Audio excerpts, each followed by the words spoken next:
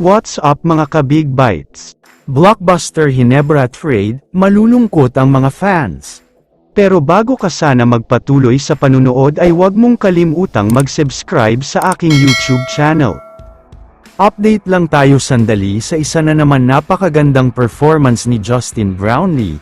Nakuha na nila ang 1-0 lead sa semifinals dahil sa clutch 3-point niya sa dulo, kaya nahirapan na ang kalaban na makabawi.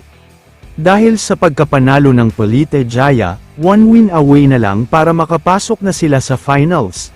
7 years na ang nakalipas noong huli silang nag-champion, kaya siguradong mas magandang performance pa ang ipapakita ni JB dito. Samantala, pag-usapan na natin ngayon ang Barangay Hinebra, todo na talaga ang preparation na ginagawa nila ngayon.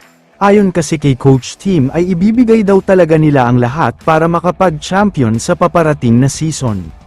Magdadalawang taon na kasi noong huli silang nakatikim ng kampyonato, sobrang gutom na gutom daw talaga silang lahat na mag-champion ulit, lalo pat madaming mga bagong players na nasa lineup nila ngayon.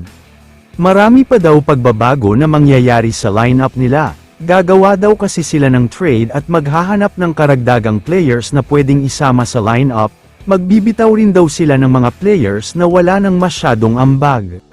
Isa na nga sa balak nilang kunin ay itong si Troy Rosario, para sa mga hindi nakakaalam ay magiging free agent itong si Troy, kaya naman naghahanap daw siya ng team na gustong kumuha sa kanya, dahil posibleng hindi na siya pipirma sa Blackwater.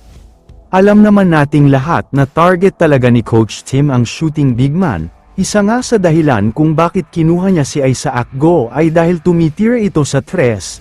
Ganun din ang style of play ni Rosario dahil may tira talaga sa labas. Samantala, ang sinasabing ibibigay daw ng Hinebra ay sina Nards Pinto at Aljon Mariano. Alam naman nating lahat na mas liliit at bababa ang playing time ni Pinto. Sobrang dami kasi nilang guards ngayon kaya isa daw siya sa dapat bitawan. Isasama na daw sa trade package itong si Aljon Mariano, dahil napansin nga daw ng Hinebra ay tila naging injury prone na ito, hindi nga siya nakapaglaro ng halos 2 conference na para sa Barangay Hinebra.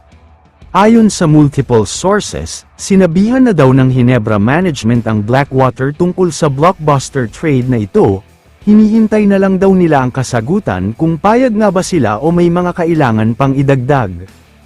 Kaya naman kung kayo ang tatanungin, sino sa tingin nyo ang malulugi sa trade na ito?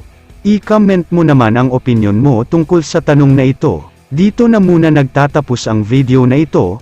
Maraming salamat sa panunood mga ka-Big Bites. God bless sa inyong lahat.